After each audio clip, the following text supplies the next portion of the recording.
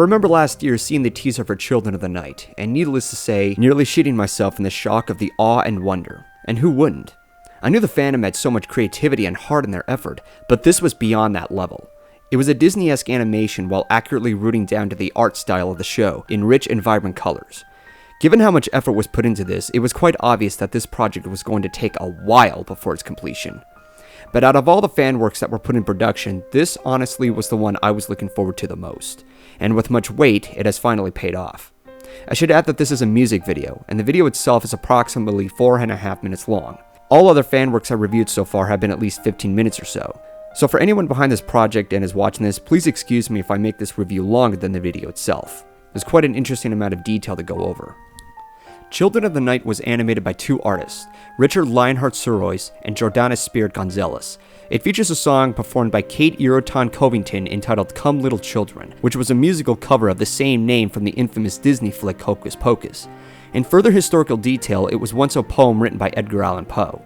As the song was originally portrayed as a hypnotic call on the movie, it was utilized to represent a form of positive escapism to the viewers.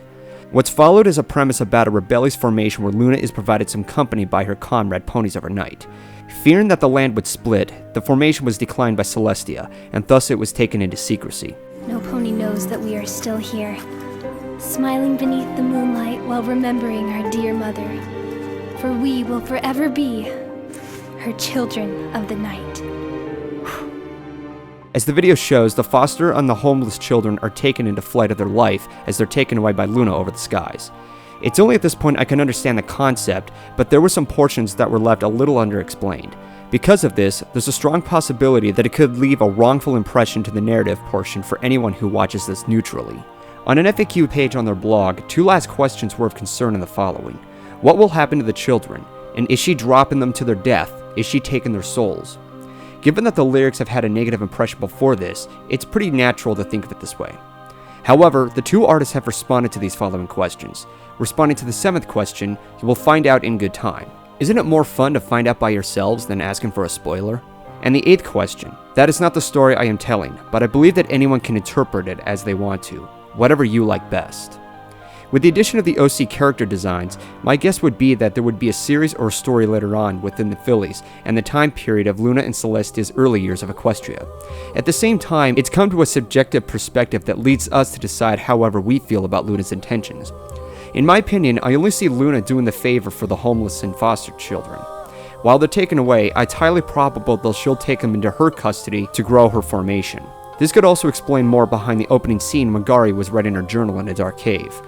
While I have said it could be obvious according to what's on screen, I wouldn't want to jump to conclusions and imply that's what the intended narrative was. I can only find out sooner or later to have loose ends tied, or just believe it that way. The last thing I'd want to do is misrepresent the project to the viewers and insult the animators. Disregarding any misguidances, the animation is what's been said already, but the scenery, the color scheme, and the overall atmosphere is just gorgeous to lay eyes upon. There's more to good animation than just the animation alone, and it clearly shows. The music is a very solid inclusion and supportive choice for its visual appeal, bringing out that calm, relaxing feeling and having that great sense of escapism later on.